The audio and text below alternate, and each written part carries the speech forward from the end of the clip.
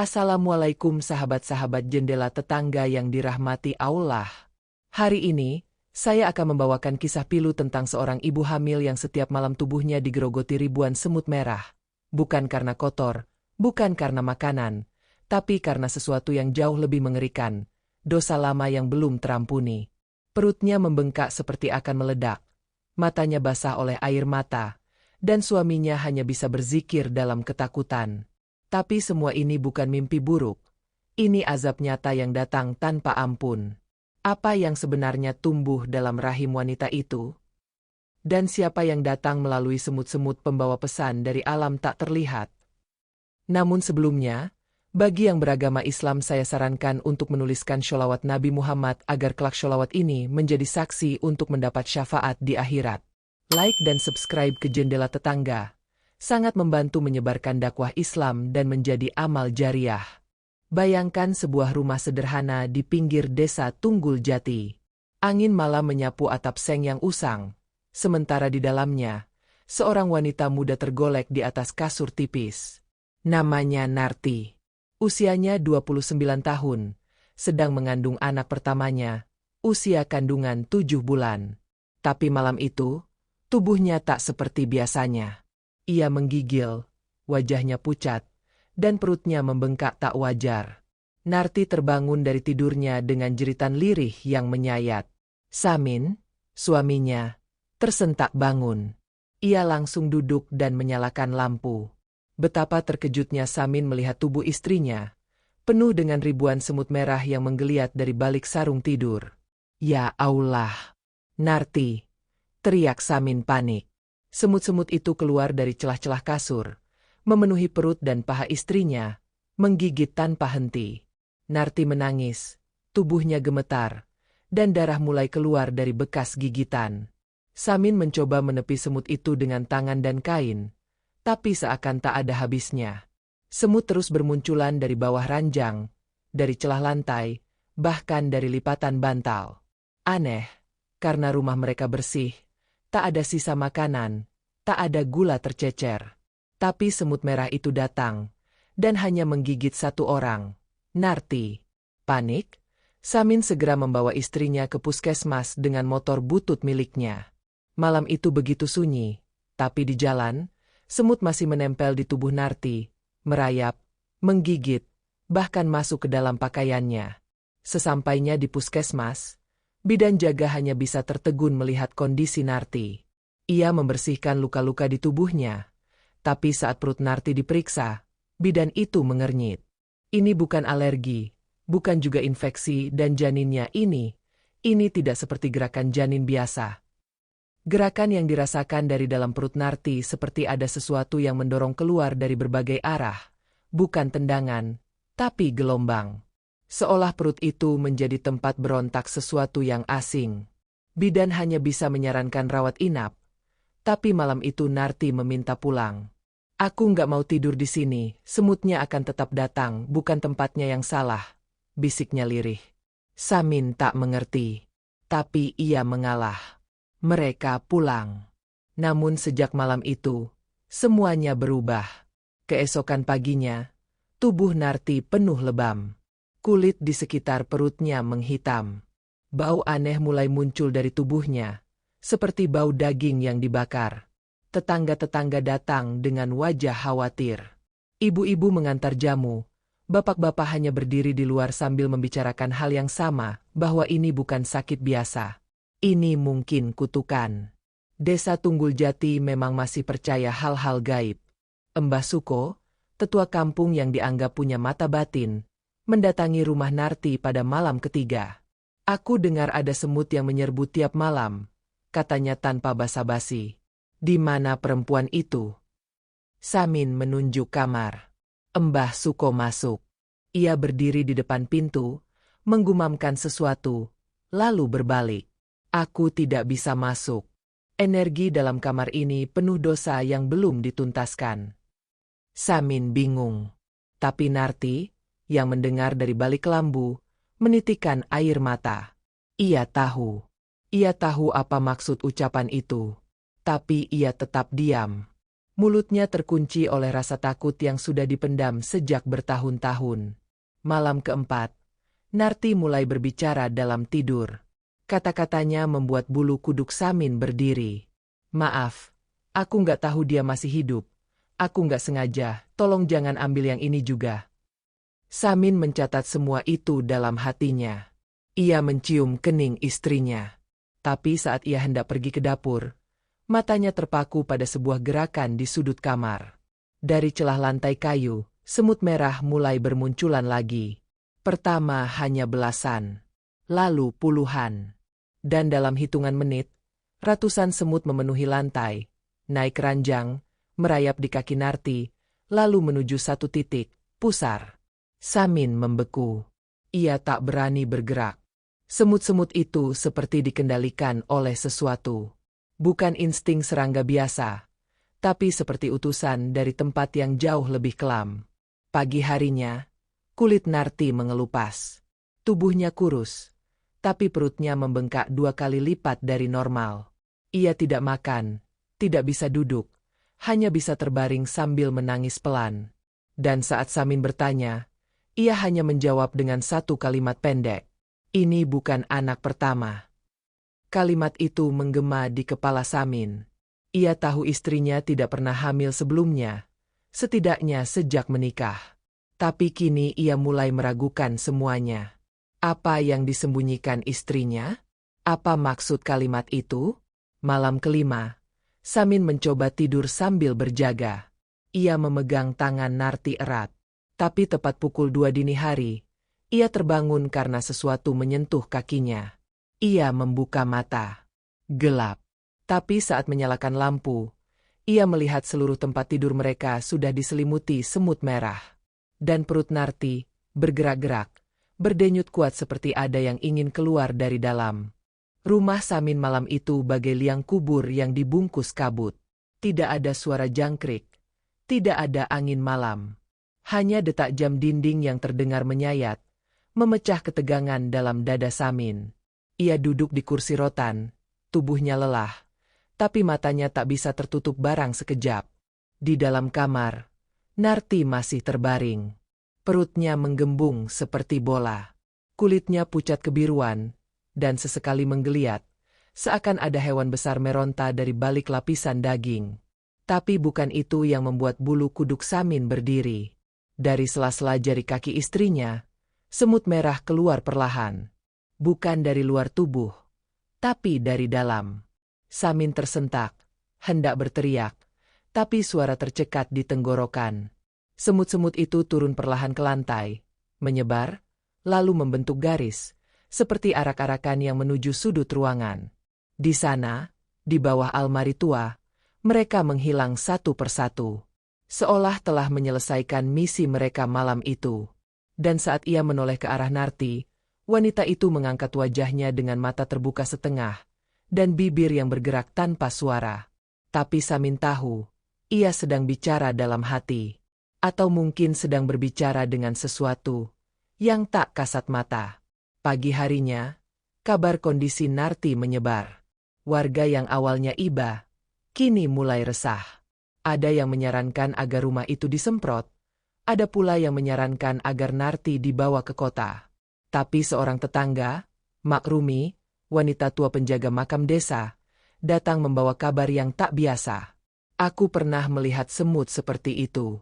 20 tahun lalu, ketika ada seorang gadis muda dikubur diam-diam di belakang pohon nangka dekat makam Kiai Lama. Katanya waktu itu gadis itu sedang hamil. Samin menelan ludah. Tak mungkin. Tidak mungkin Narti tahu soal itu. Atau mungkin saja? Malam itu, Samin memberanikan diri bertanya pada istrinya. Yang kau maksud tadi malam, soal anak pertama, maksudmu apa, Ti? Narti tak menjawab. Matanya hanya menatap nanar ke langit-langit. Air matanya mengalir pelan. Samin menunggu, dan akhirnya Narti berkata dengan suara bergetar. Aku pernah hamil, waktu masih di kota, sebelum ketemu kamu. Aku buang bayi itu. Sam, aku takut, aku malu. Hening. Samin menunduk. Ia mencengkeram tangannya, menahan amarah dan luka di saat yang bersamaan. Tapi ia tak sempat berkata apa-apa karena tiba-tiba Narti menjerit. Suaranya menggema, memecah malam. Ah, dia datang lagi. Samin berlari menghampiri. Tubuh Narti melengkung, perutnya bergerak seperti gelombang laut yang menghantam dinding pantai. Dan dari mulut Narti, keluar suara lain. Bukan suaranya, suara tangis bayi. Lirih. Jelas. Tapi tak mungkin, karena Narti belum melahirkan. Tubuh Samin gemetar. Ia menatap istrinya yang kini tubuhnya bergetar hebat, seolah kerasukan. Dari matanya mengalir darah, dan dari pusarnya semut-semut kembali keluar. Tapi malam ini berbeda. Semutnya lebih besar, dan jumlahnya tak terhitung. Samin memanggil tetangganya. Teriakannya membangunkan dua rumah sebelah. Pak Saryo dan Embah Lantip datang tergopoh-gopoh. Mereka membantu membersihkan tubuh Narti dan membakar semut-semut yang mulai memenuhi lantai. Tapi semut itu tak mati. Mereka hanya berputar-putar, lalu kembali mengerubungi tubuh Narti. Malam pun semakin pekat.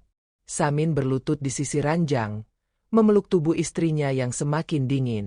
Apa yang harus aku lakukan, Ti? Apa yang bisa menyelamatkanmu? Lalu, dari luar kamar, terdengar suara sepatu menjejak pelan. Suara itu datang dari teras. Tok, tok, tok. Samin membuka pintu.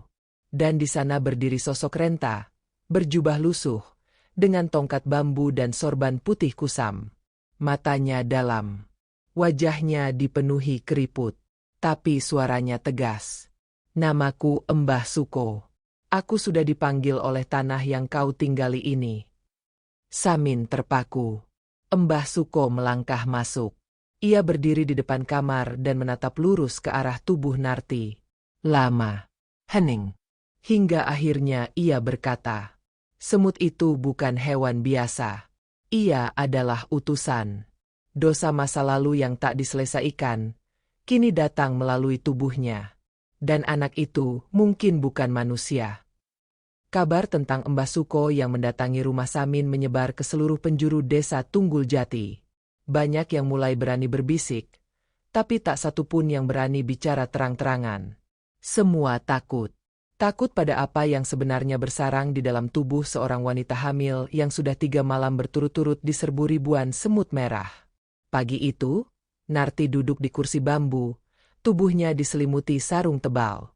Tapi meski matahari bersinar cerah, udara di sekitarnya tetap dingin. Seolah tubuhnya menolak kehangatan dunia. Perutnya membesar lagi, lebih besar dari wanita hamil 9 bulan. Tapi yang membuat bulu kuduk siapapun berdiri, bukan hanya ukurannya melainkan gerakannya. Perut itu berdenyut ke kiri, lalu kanan. Kadang menekan ke atas, seolah ada kepala, lalu ke bawah, seolah menyelinap. Tak ada detak normal bayi. Yang ada hanya gerakan tak teratur, seperti binatang besar yang terkurung dan mengamuk. Samin hanya bisa menatap dari jauh. Peluhnya dingin. Ia tak tahu apakah itu masih janin anaknya, atau sesuatu yang lain. Warga mulai menjauh. Anak-anak dilarang bermain dekat rumah mereka. Bahkan suara adzan dari masjid pun terasa asing. Tak ada gema, hanya hampa. Beberapa orang tua mulai mengaitkan kejadian ini dengan tanah keramat di belakang kuburan desa. Konon, dulu ada seorang gadis yang mengubur janinnya secara diam-diam di sana. Dan pohon nangka yang tumbuh di atas tanah itu tak pernah berbuah hingga hari ini. Malamnya, Embah Suko kembali datang. Kali ini ia membawa kendi kecil berisi air, bunga 7 rupa, dan seutas benang merah. Aku akan coba membuka sedikit tabir yang menyelimuti tubuh perempuan ini, katanya. Ruang tengah disulap menjadi tempat ritual. Lilin dinyalakan di 4 penjuru. Narti dibaringkan di tikar pandan, dengan kelambu putih menutupi tubuhnya. Embah Suko mulai membaca doa, suaranya lirih, tapi menusuk hati. Bau kemenyan menyebar, menusuk hidung hingga membuat mata perih. Tiba-tiba, Narti menjerit. Perutnya menggembung lebih besar, seperti akan meledak. Benang merah diikatkan di perutnya mulai melar. Dan dari balik lambu, suara tangisan bayi terdengar lagi, tapi kali ini dibarengi dengusan, seperti hewan lapar. Mbah Suko membuka matanya, lalu menghentikan bacaan. Ia menatap Samin dalam-dalam. Kau harus tahu, Sam. Ini bukan sekadar semut atau kehamilan terganggu. Ini adalah utusan dari sesuatu yang menuntut haknya. Dosa masa lalu istrimu sedang menagih janji. Samin menunduk. Wajahnya murung. Tubuhnya seperti kehabisan tenaga. Tapi ia tahu, tak ada waktu untuk marah atau menyalahkan. Ia harus mencari tahu apa yang sebenarnya pernah terjadi. Keesokan harinya, ia mendatangi rumah orang tua Narti. Rumah tua di ujung barat desa itu sunyi. Ibunya sudah tua, pendiam, dan banyak lupa. Tapi saat Samin menanyakan masa lalu putrinya, wanita tua itu menangis. Sebelum dia pulang kampung, Narti pernah kerja di kota. Dia pernah sakit parah. Lalu pulang tiba-tiba. Dia nggak pernah cerita apapun. Tapi sejak itu, tiap malam dia sering mimpi suara bayi nangis, kadang tubuhnya penuh semut waktu bangun tidur. Samin menelan ludah. Jadi, semua ini sudah pernah terjadi. Ia kembali ke rumah. Tapi sebelum sampai, Pak RW menemuinya. Wajahnya serius. Maaf, Sam. Warga minta kau dan istrimu mengungsi dulu. Kami takut. Banyak anak-anak sakit sejak kejadian ini. Ada yang demam, ada yang mimpi buruk tiap malam. Kami nggak tega, tapi juga nggak bisa diam. Samin tak bisa menjawab. Ia tahu warga tak salah. Tapi kemana ia harus pergi? Malam harinya, Samin duduk di sisi Narti yang mulai melemah. Tubuhnya dingin. Matanya cekung. Tapi dari wajahnya terlihat ketakutan yang dalam.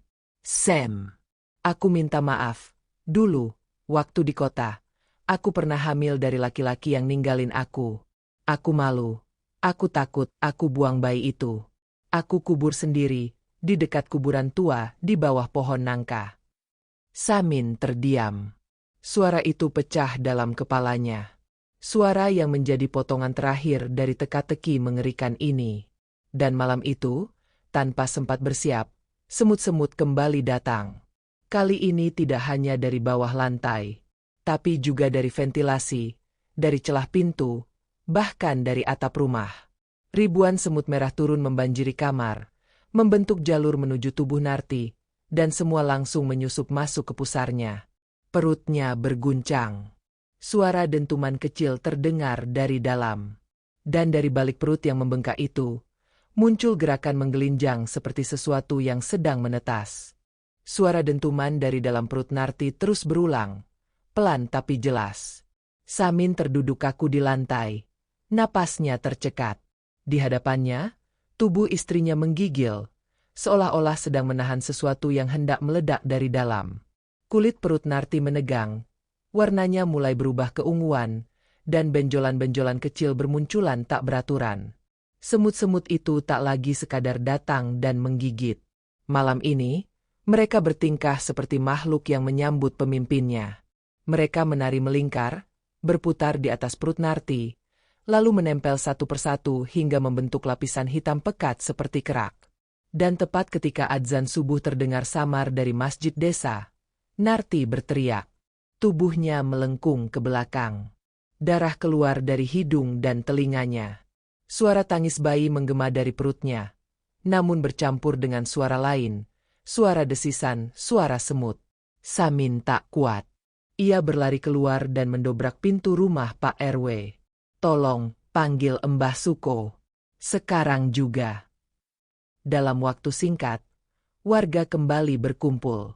Tapi tak ada yang berani masuk ke dalam rumah Narti, kecuali Mbah Suko yang datang sambil membawa kendi baru dan segumpal tanah dari makam tua. Jangan sentuh perempuan itu sebelum aku mulai, ucapnya tajam. Dengan langkah pelan, ia masuk ke kamar dan menaburkan tanah itu di sekitar ranjang. Semut-semut mendadak berhenti. Mereka tak bergerak. Mbah Suko menggambar lingkaran dengan kapur, lalu mulai membaca doa-doa yang membuat udara di dalam kamar mendadak berat dan dingin.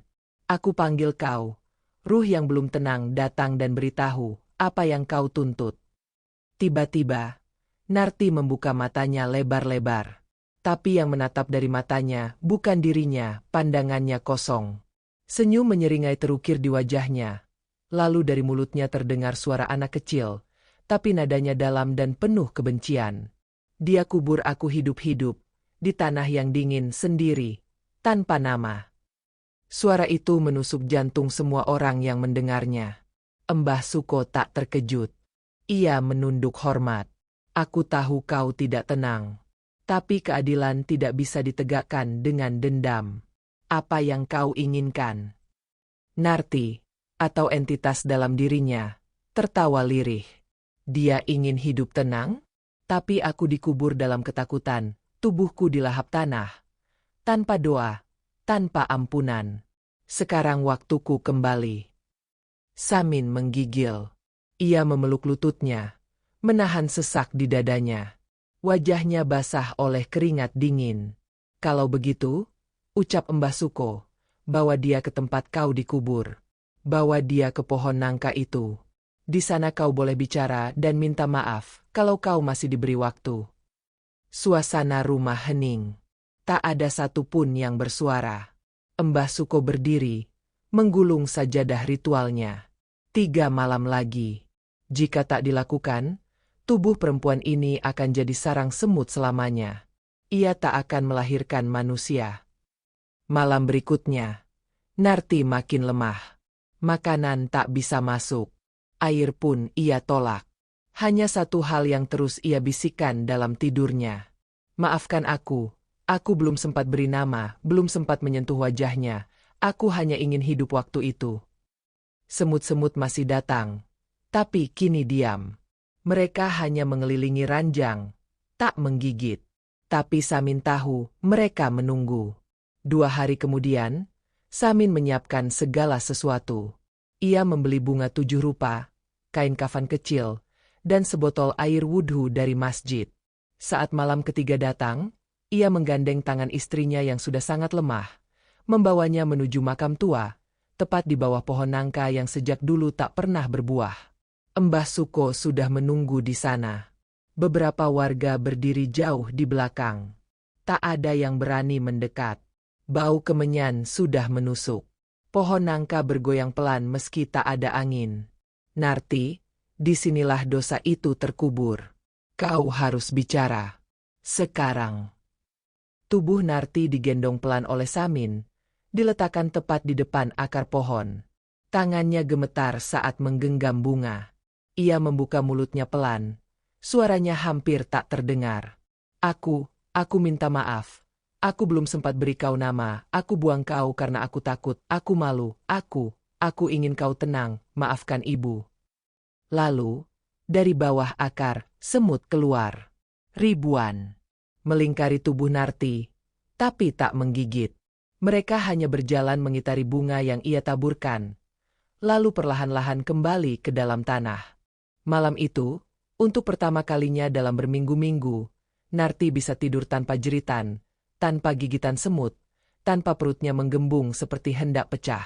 Tubuhnya tertidur tenang di sisi suaminya, di atas tikar lusuh yang dulu hanya menjadi saksi malam-malam tangis dan darah.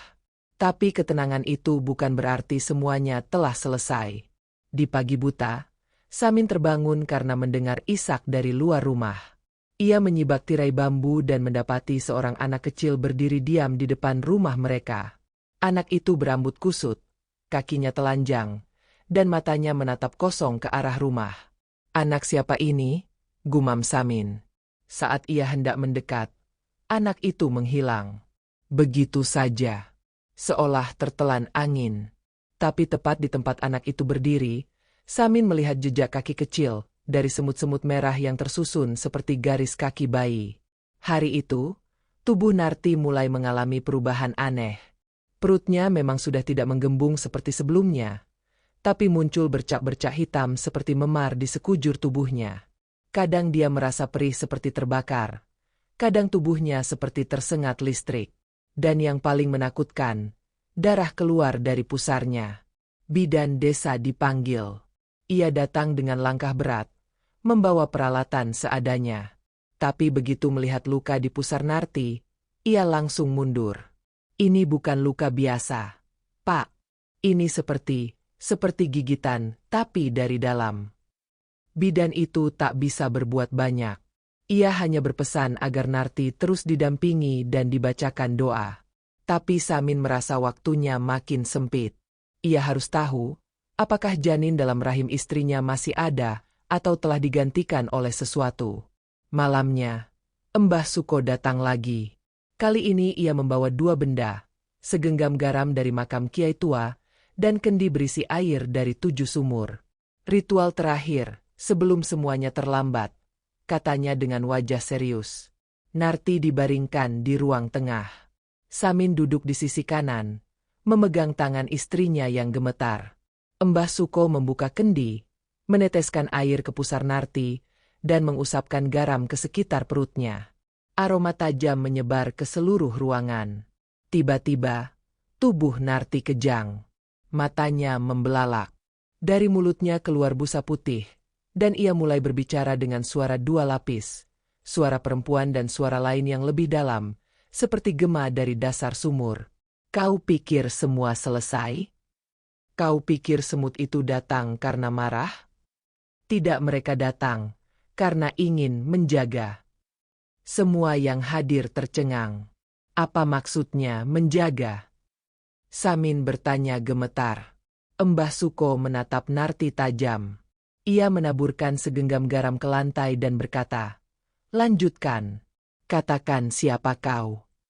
Tubuh Narti terangkat beberapa senti dari lantai, dan suara itu kembali bicara. "Aku adalah bayangan dari masa lalu. Aku datang bukan hanya menuntut. Aku datang untuk menggantikan." Samin mendekat, mengguncang tubuh istrinya. "Apa maksudmu menggantikan?" Narti menangis.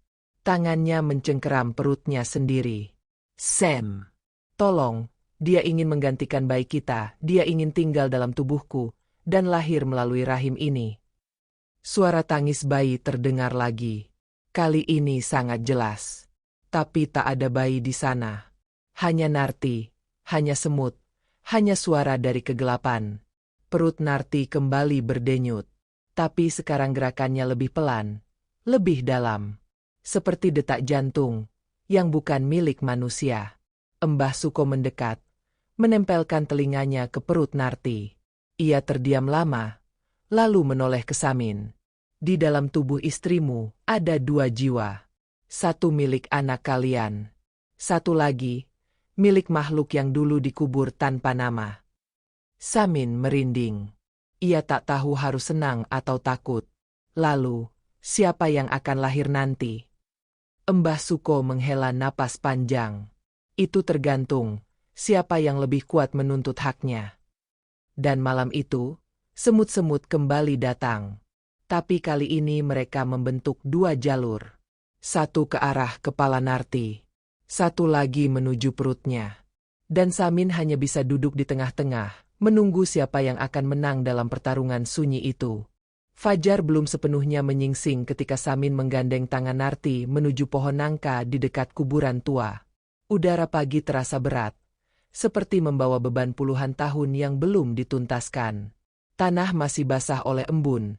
Tapi setiap langkah Narti seolah menginjak bara. Napasnya sesak, matanya sembab, dan perutnya, meski lebih kecil dari sebelumnya, masih terasa sakit seperti disayat dari dalam. Di bawah pohon nangka itu, tempat yang dulu ia datangi sendirian dalam ketakutan dan tangis, kini ia kembali. Tapi kali ini, ia datang untuk meminta maaf. Samin menggali tanah secara simbolis dengan tangan kosong. Di atas gundukan itu, ia hamparkan kain putih kecil. Narti duduk bersimpuh, menatap tanah dengan mata bergetar, lalu menaburkan bunga 7 rupa perlahan. "Aku tak tahu harus mulai dari mana," bisiknya. "Tapi aku tahu kau di sini, dan aku menyesal." Angin bertiup kencang. Daun-daun kering beterbangan. Akar pohon nangka bergerak pelan seperti merespons panggilan jiwa. Samin menggenggam erat bahu istrinya. Lalu, Narti menempelkan dahinya ke tanah. Aku minta maaf. Aku tidak sempat beri kau nama. Tidak sempat azani. Tidak sempat memelukmu. Aku hanya takut. Aku ingin bertahan hidup waktu itu. Tapi aku tahu, aku salah. Seketika itu juga, tanah bergetar ringan. Dan dari celah akar pohon, semut merah keluar dalam jumlah sedikit, berjalan membentuk lingkaran di sekitar bunga dan kain kafan kecil. Tapi mereka tak menggigit. Mereka hanya mengelilingi perlahan, lalu menghilang ke dalam tanah satu persatu. Tubuh Narti mulai bergetar. Tapi bukan karena semut, melainkan karena kelegaan yang perlahan-lahan menembus ke dalam jiwanya. Untuk pertama kalinya, ia merasa sedikit ringan. Namun saat mereka hendak bangkit dan meninggalkan tempat itu, langkah Samin terhenti. Di bawah cahaya matahari yang mulai muncul dari balik kabut, ia melihat sesuatu mengerikan. Di balik akar pohon, terlihat potongan kecil tulang putih bersih, tak lebih besar dari kepalan tangan bayi. Samin menutup mulutnya. Ia menoleh ke Narti, tapi tak sanggup mengatakan apapun. Ia hanya menarik kain kafan kecil itu, membungkus tulang yang tampak, dan meletakkannya kembali ke tanah. Bersama bunga, bersama doa, mereka kembali ke rumah dengan tubuh lelah. Tapi malam itu, tak ada semut datang. Tidak ada desisan.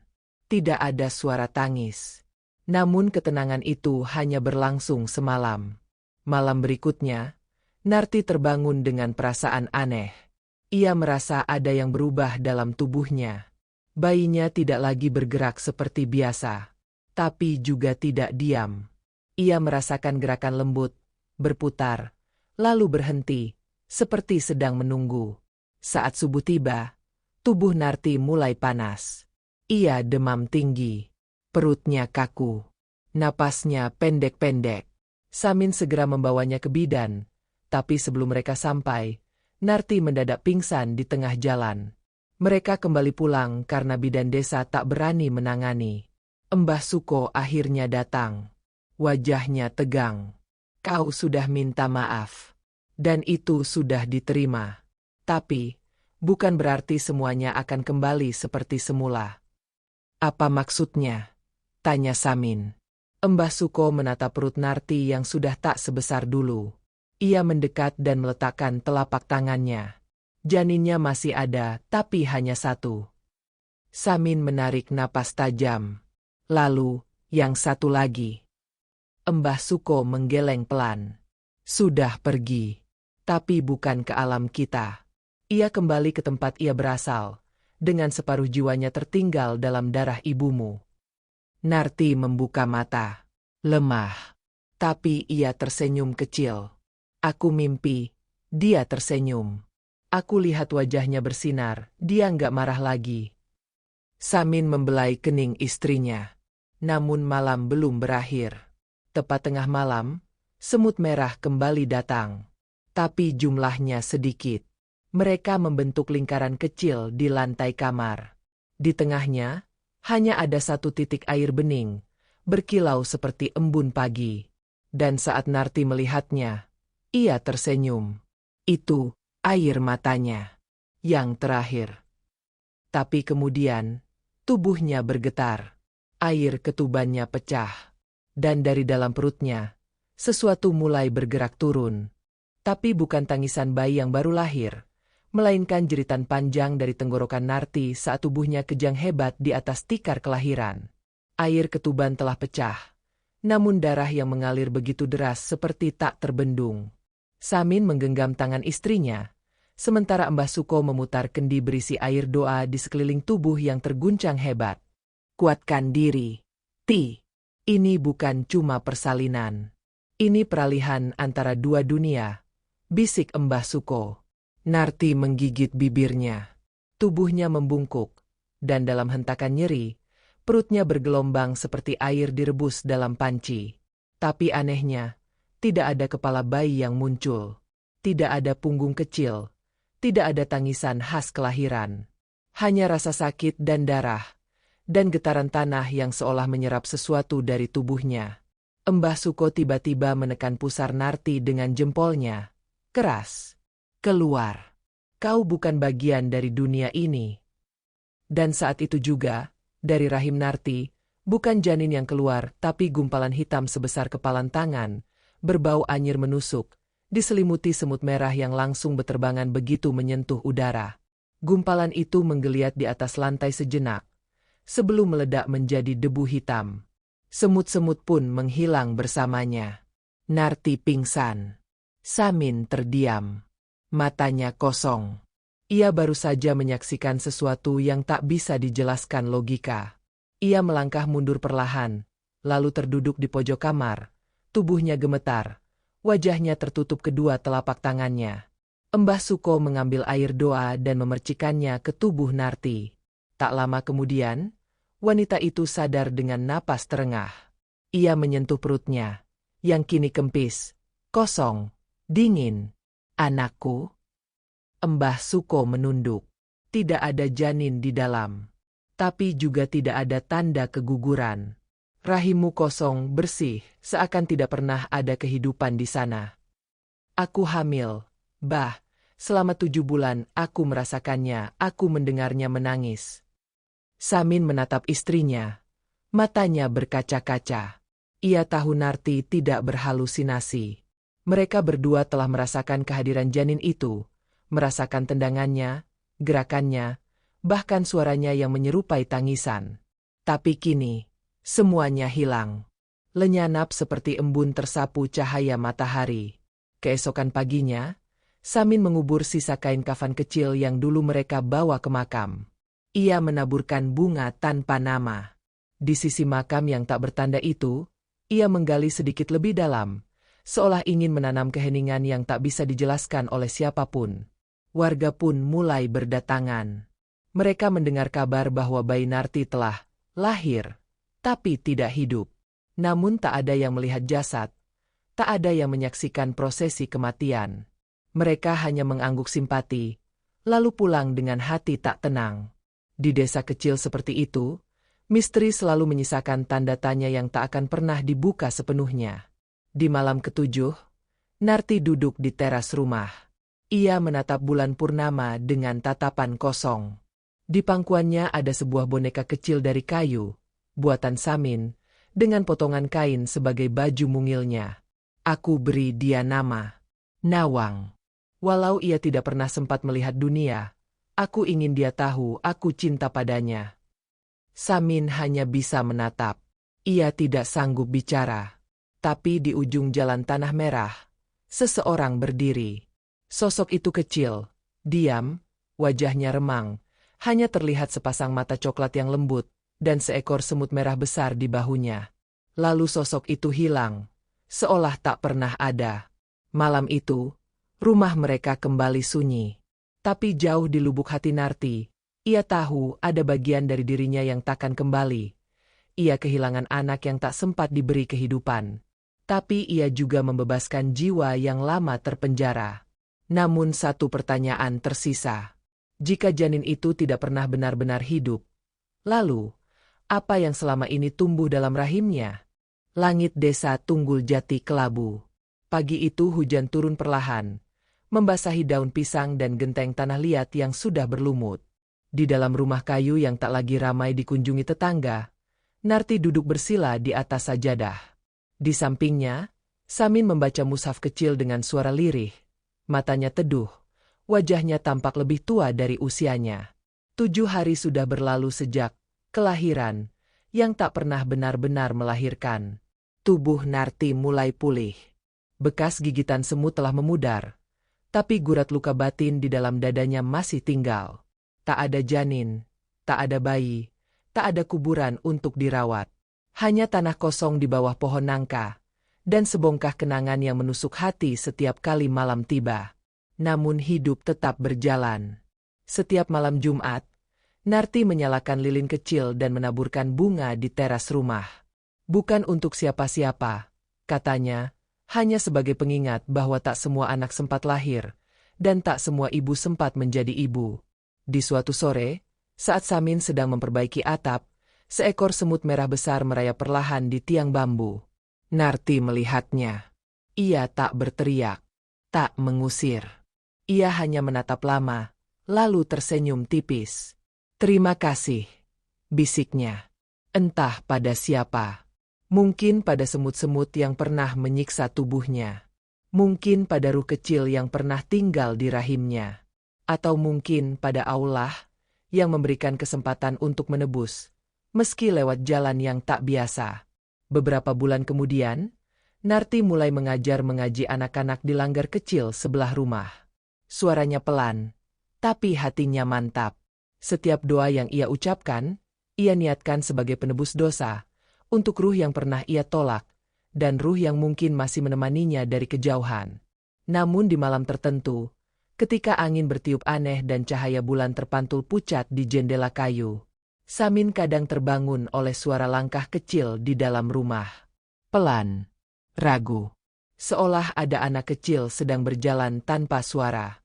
Dan bila ia berani membuka pintu kamar, ia hanya melihat lantai kosong. Tapi di atas tikar, selalu ada satu hal kecil yang tertinggal, jejak semut merah.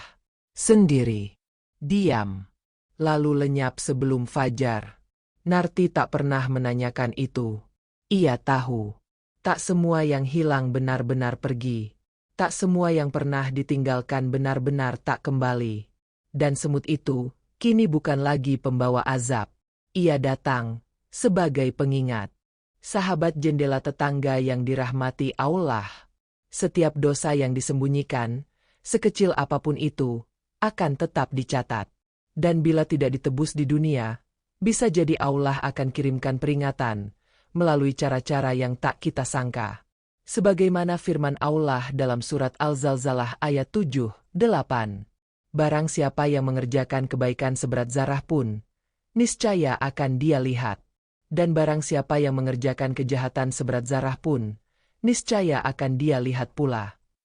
Semoga kisah ini menjadi pelajaran bagi kita semua untuk tidak menunda taubat, dan tidak menyepelekan kesalahan masa lalu, karena setiap ruh yang pernah hadir dalam rahim adalah amanah, bukan aib. Dan semoga kita semua dijauhkan dari balasan yang datang lewat bentuk-bentuk mengerikan seperti yang dialami Narti. Nantikan kisah-kisah horor spiritual lainnya, hanya di Jendela Tetangga. Jangan lupa tinggalkan sholawat di kolom komentar, like video ini, subscribe dan bagikan agar kisah ini bisa menjadi pengingat bagi yang lainnya dan menjadi amal jariah untuk kita semua. Wassalamualaikum warahmatullahi wabarakatuh.